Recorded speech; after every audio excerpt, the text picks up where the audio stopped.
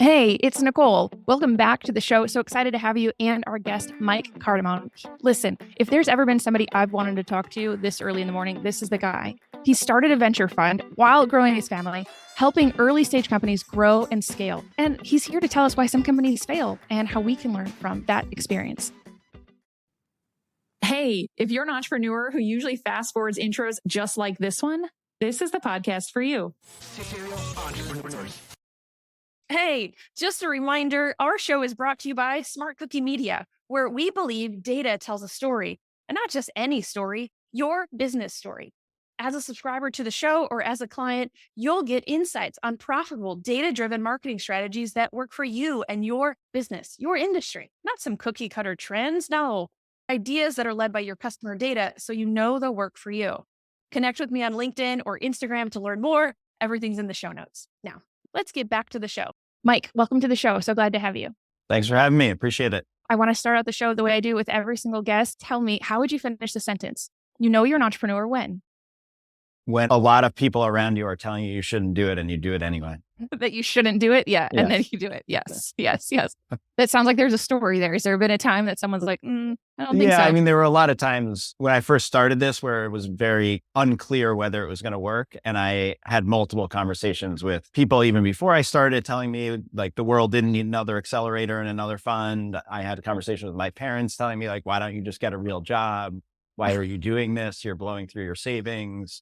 So I had a lot of those conversations and just couldn't resist despite all of that. Yes. So. I always think those conversations are really interesting. If we can dive into those for just a second. I think that there is always some level of, you should go get a real job. But I always ask everybody, is someone saying it? Now, granted, parents would be the ones that would say it. But sometimes I feel like it's in our own head too. Is this what I should be doing? Should I be doing this? Were they also seeing moments of stress that they were like, hey, take off the burden? What were they seeing from you? Or were they just seeing you like happy-go-lucky going after it? You know, it was irrational. I started this when I think my wife was pregnant. We wanted to build a family. It took me like 6 months to start this where I wasn't working and was just going through savings. It was not a risk-averse decision. So there was like some stress around it of like, is this actually going to work? You know, how long is it going to go until you pay yourself? And so I think it was some of them seeing that, some just like being practical of like, look, you're about to have a kid, like you should probably like have an income and like benefits. Right. Oh my gosh. And then I think from other people in the industry who are like, we don't need another accelerator. It was probably just them trying to like be advisors and give me good advice. And like in hindsight, you know, probably wasn't terrible advice. And like the probability of success was probably pretty low, but I'm a hyper competitive person. And when I got my like mindset on it, I was like, I'm not failing at this. So. Yeah. I feel like the no's sometimes fuel us, right? Yeah. Yeah, I think some of it was like I wanted to prove people wrong. Part of it too, I was interviewing for a bunch of jobs in venture before I decided to start this, and it was an eye-opening experience. It was like they're hard to get, those jobs. They're few and far between, and like everyone applying is very well qualified. And I think it like became abundantly clear that it's like hard to stand out. And so I got fixated like, well, you know what, I'm just going to start my own instead of try to get a job at one, even though I had very little track record at the time and probably had no business raising money. I told myself if I can raise like $1 million, I'm going to do that and do a first close and announce it and force myself to be in business and like have to raise the rest of the money. And so that's what I did and was able to make it work. But certainly a lot of times where it almost didn't work along the way. And so many people that work with you now, I guarantee you the businesses are so thankful that you were like, nope, I'm going to keep going. So I hope so. Yes. Oh, absolutely. Okay. So before we get too much farther, because I already know a few things, tell me, what do you do? What businesses do you own? Tell me more about who you help. Yeah. So I started what is now called Forum Ventures. It's initially started as a B2B SaaS focused accelerator. So we invest in software businesses that are focused on selling software to businesses.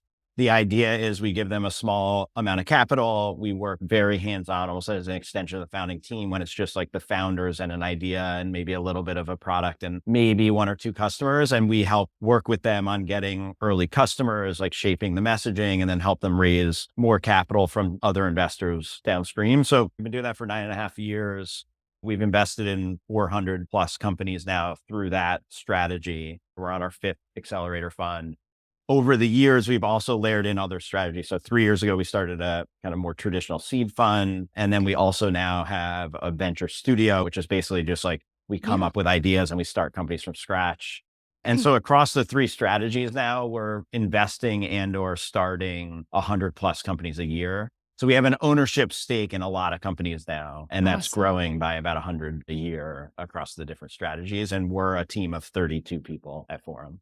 Incredible. So you said ownership stake. And at the time, 19-and-a-half-year-old Nicole was at Indiana Yeah. University. Yeah. And I came to a professor I admired because she was in marketing and advertising at the world's largest. She was with Leo Burnett. And I came to her and I said, Connie, I got this idea. I don't really know the words around it. I'm sure there's other words. I'm like, I haven't finished undergrad, much less graduate yet.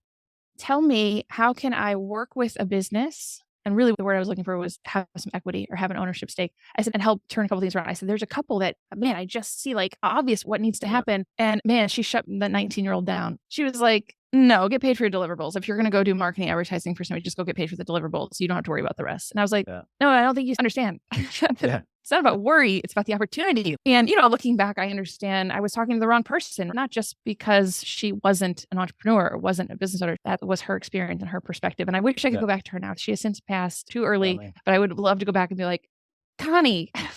So where did this start with you? Was this something that you saw early on in your life, entrepreneurship or investing in others? Yeah, investing in others, probably not, but certainly entrepreneurship. So my grandfather dropped out of school in middle school, I think, but like built a little scrap metal business, like buying scrap metal and selling it for more, and like put his kids through college doing that. And so I grew up around that. And then my uncle had started a business. He passed away young. And my dad had his own private practice as a lawyer, but then took over his brother's business when he passed away and built that into a bigger business than what his brother had built it into. And then I have an identical twin brother. The two of us then went and worked with my dad for a little bit. Like every summer we were working at his office doing whatever, data entry, filing, like he was doing a lot of direct mail at the time.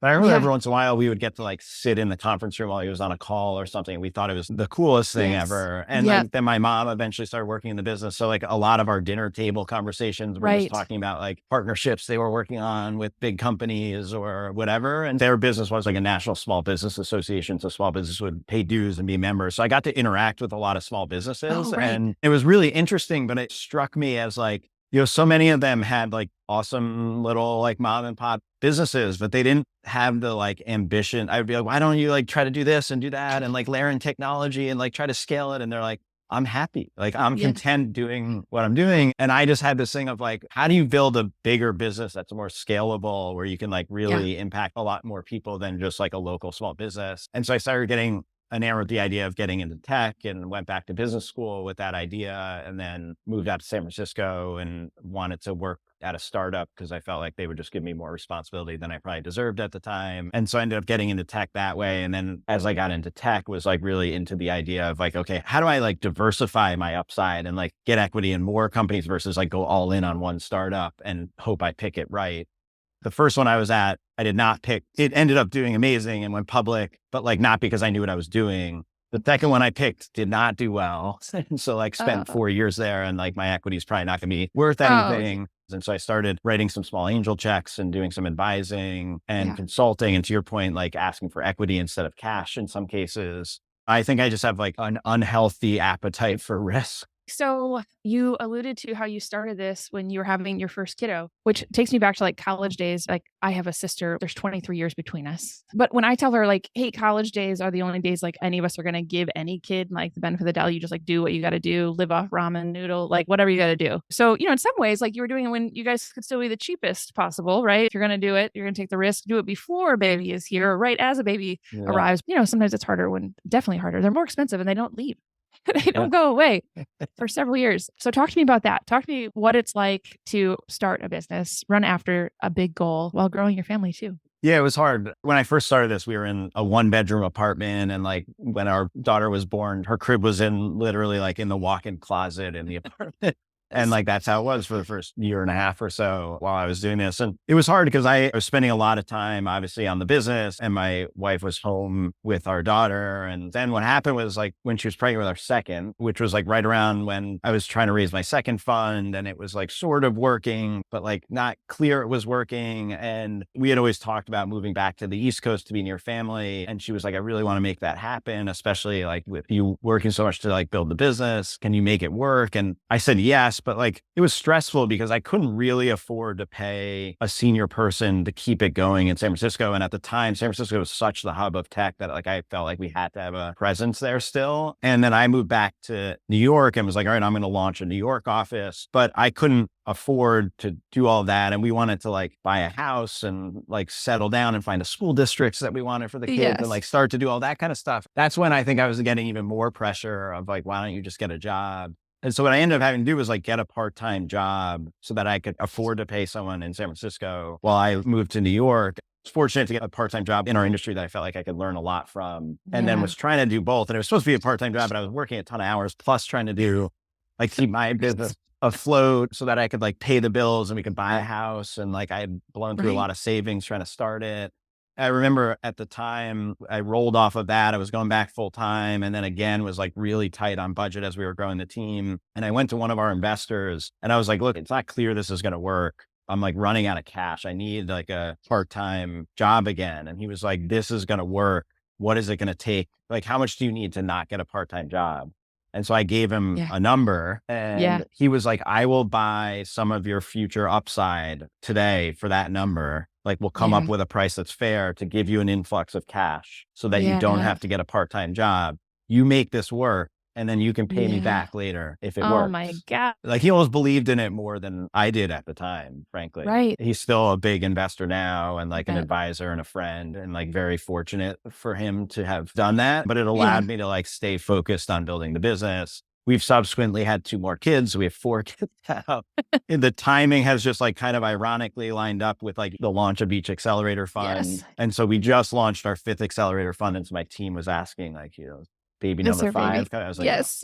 I think I'm tapped out. But, oh my goodness. Yeah, and then I think it took till the 3rd kid probably to like really figure out how to balance kids and building this company. And it also helped that about 4.5, 5 years ago, I brought in 2 partners who are now like equal partners with me. So it didn't feel like it was all on my shoulders.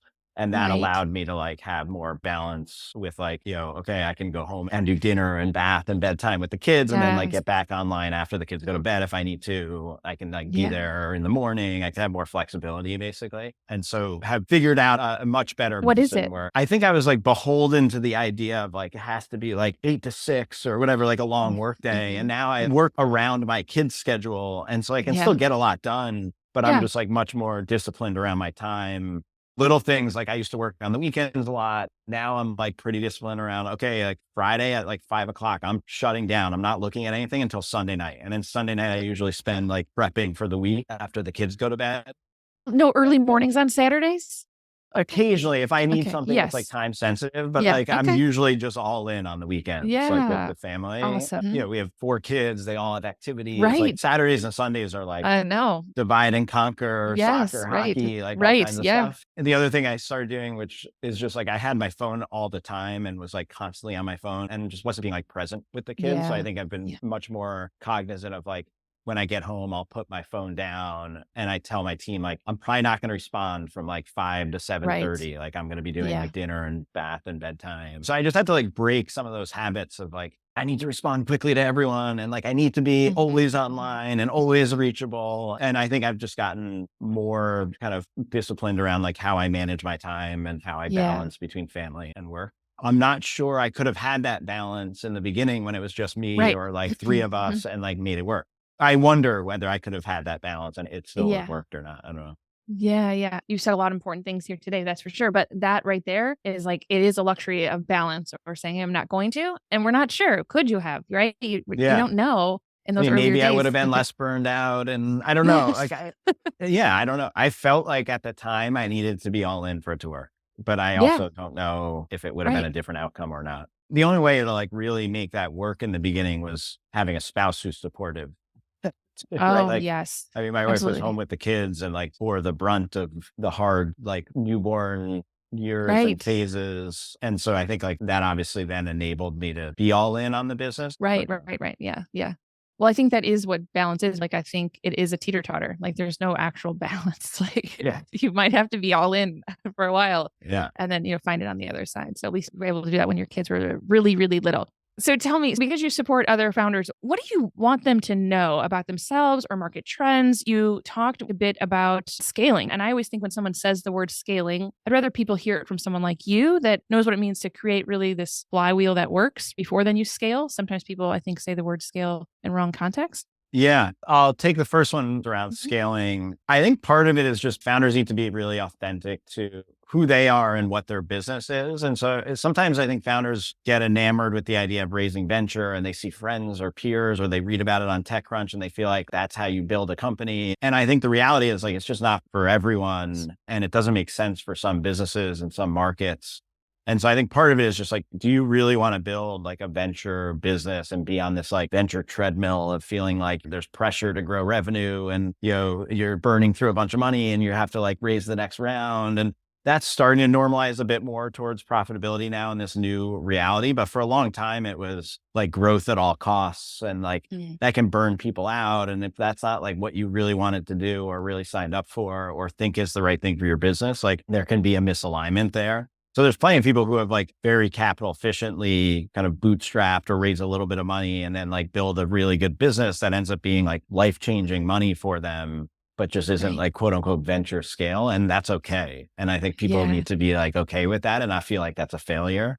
And then I think the other point around scaling, it's like, how do you prove there's pull from the market for what you want and like an efficient way to then capture and find those customers at scale and then lean into that. So it could be an inside sales where you're like building out a sales team, but each salesperson like can fill top of funnel with enough leads. And then each salesperson can close enough deals that like the economics make sense. And then it's a game of like, okay, how many sales reps can you hire? How quickly? And then can you keep up with top of funnel to feed the leads to Right. them to like make sure you keep growing? Or is it more of like a product led growth? And, can you find digital marketing channels where it makes sense from like a payback and ROI and lifetime value versus like customer acquisition costs? But once you find those, then it's like put as much cash in as possible to grow as fast as possible to capture market share.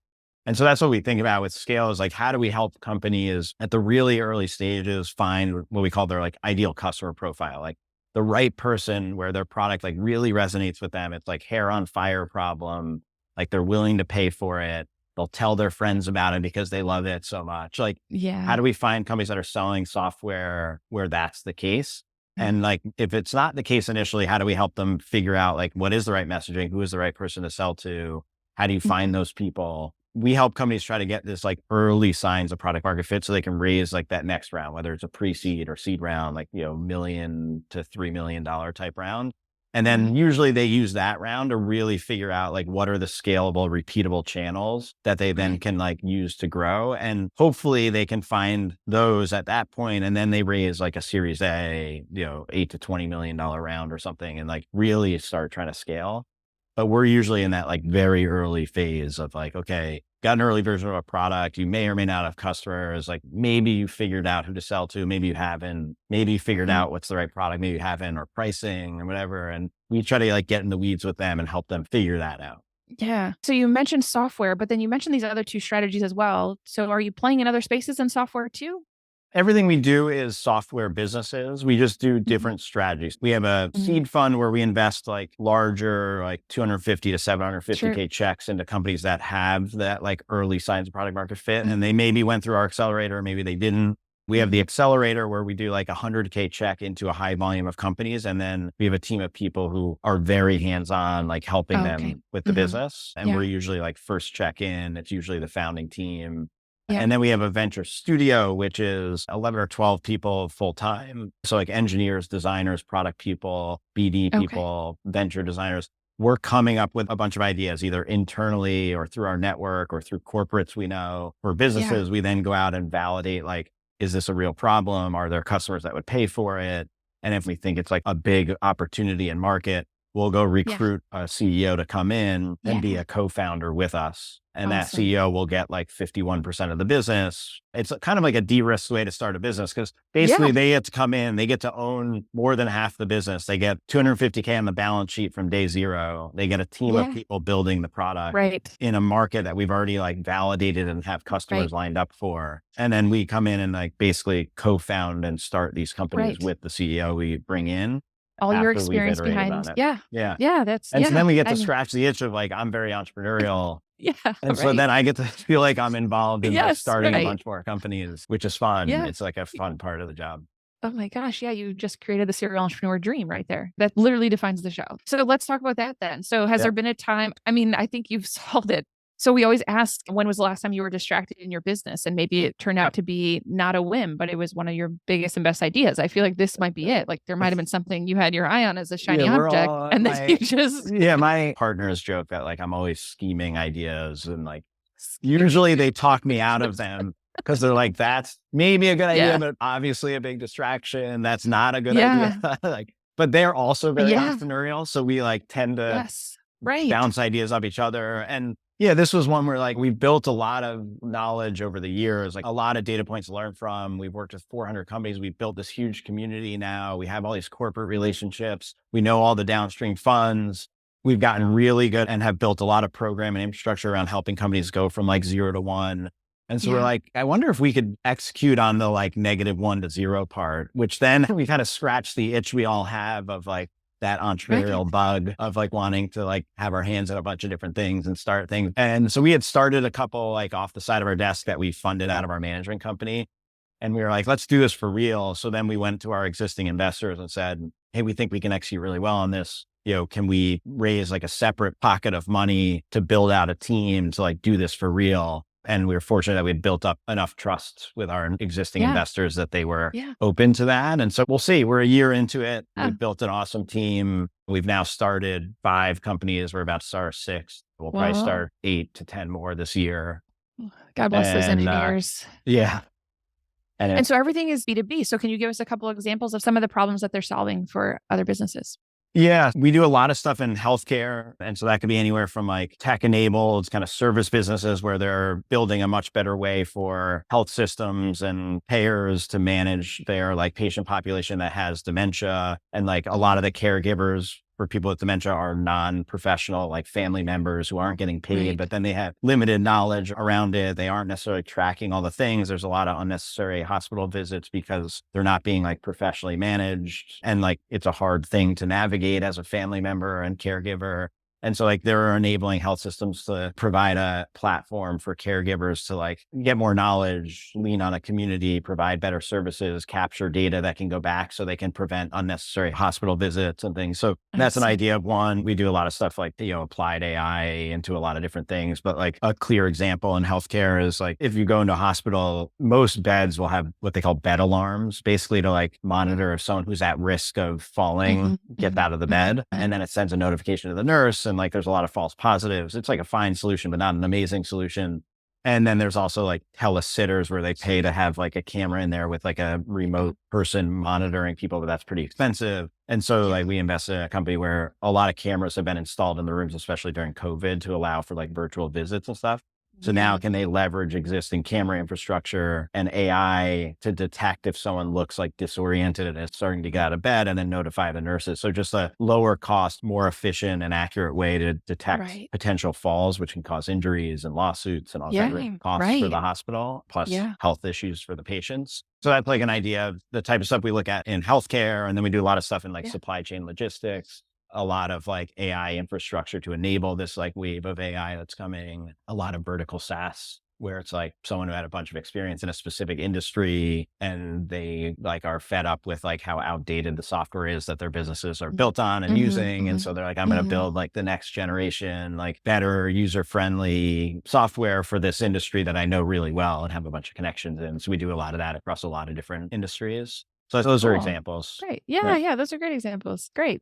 Hey there, busy movers and shakers. I get it. You're out there conquering the business world, hustling day in, day out. Well, guess what? We've got something to amplify your efforts, something that's about to make your entrepreneurial journey even more exciting. Introducing our podcast production services, your ticket to sharing your knowledge and stories without breaking a sweat. We know your time is gold. That's why our team of podcast pros will take the reins, handle all of the behind the scenes stuff.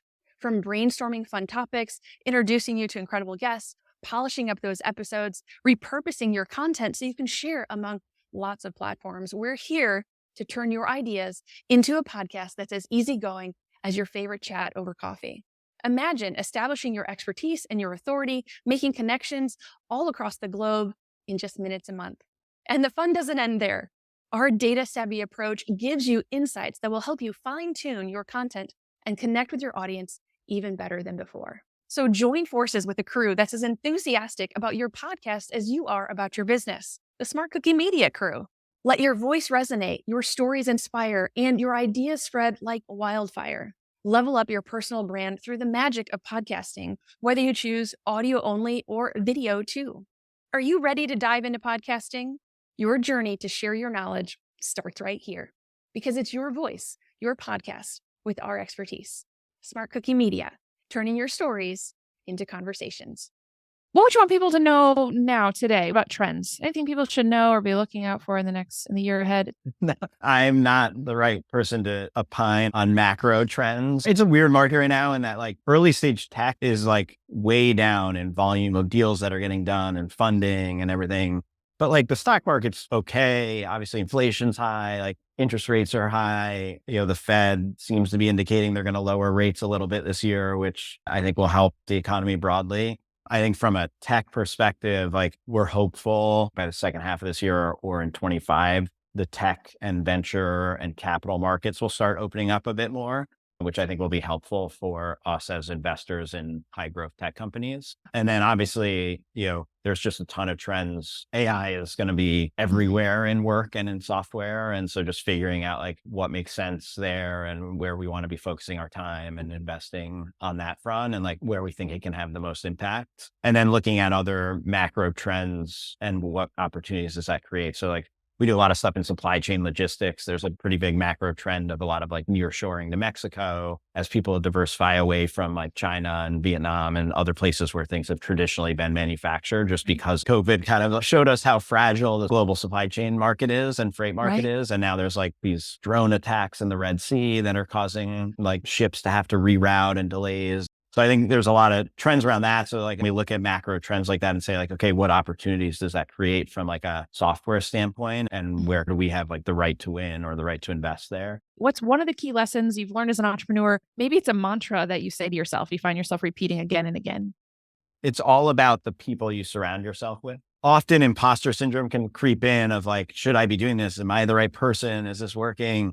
And I think surrounding yourself with really good people helps build your confidence, but also helps build credibility around your business. So I've been like really focused on trying to get, as many good people somehow involved in what we're doing as possible from the very beginning. And as we've been able to build the team, focusing on like, how do we get great people, but also just like great humans who are like awesome people to work with and are like kind and caring and like low ego. And so I think we've built like a good culture around that, which then permeates through to the companies and founders we work with. People is like a big piece of it. I love that you said humans. I made a shirt one time or a sweatshirt and it says humankind. And like, I think I put like a little space between it just because I was just doodling and it was be human, be kind, be both. Right. So it's not humankind as in like the anthropology, like scientific, but it was just like be both, be human. Like if people can show up as humans, like they usually show up pretty kind. Yeah. I love that. That's a great answer. And it's just a good reminder for all of us, keep those good people around you. Cool. Tell me, what's your definition of entrepreneurial success? Loving what you're doing and providing you the flexibility to do what you want to do in your life. And if I've accomplished both of those, plus ideally have like a big impact on a lot of people, then I'd be thrilled, no matter how big the company ends up getting or not. Yeah. Good answer. Is there somewhere you want me to lead people to learn more about you? Yeah. I mean, people can go to www.forumbc.com. I'm MG Cardamone on Twitter. We're always looking to talk to great entrepreneurs and founders. If you're thinking of building or have started building a B2B software company and want to see if we're the right partner for you, we'd love to chat. Hey, it's Nicole, and that's the end of the interview. But stick around. This is the part where I break it all down and give you takeaways. Listen in. As a founder of a venture capital business who has so many varied experiences, even dating back to his childhood.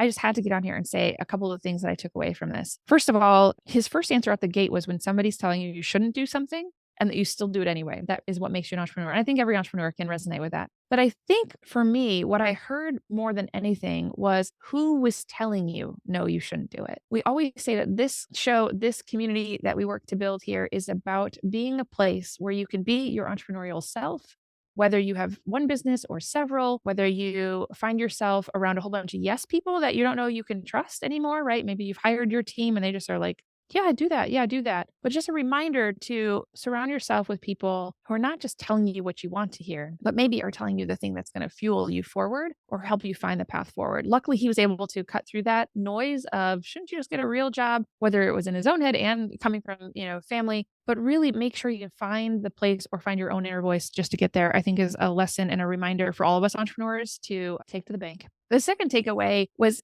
that story in the middle of the show. You might have caught it. It spoke volumes to me. He said he was in his second round of fundraising. He had second baby on the way. It was getting really, really hard. He wasn't sure if this was working or not. I mean, part-time job. He's doing all the things, right? All the things you have to do to make that dream work. And an outside early investor said, no, I believe in it. I believe in it so much. What's your number? Friends, the power of relationships is only as good as the level at to which you'll ask a question, that you'll actually open up and be vulnerable with somebody and say, hey, this is where I'm at. And I think that's really, really powerful. I think it's really powerful, not just to say like this great story that he had and hey, it all worked out, but really powerful that even in a time of your disbelief, you sold somebody so well previously on your credibility, your integrity, your ability to get something done, your vision for the future, that even they can come alongside you and say, I believe in you too. I believe in you this much. Now, granted, he also said he's fortunate enough to have made that bet, if you will. But what a beautiful story, not just of that person's belief, but of Mike's ability to say the words out loud. I'm not sure I'm there yet. If you don't have somebody like that you can say those sorts of things to, that's what the show is all about. We're here for you. If you want to reach out privately, send a message. If you ever just need a community to support you like that, we do that all the time for folks, and we'd love to count you in on that. Well, you know what we always say, if you're listening, keep listening. You've been listening to the Serial Entrepreneur Show, produced by the team here at SmartCookie Media.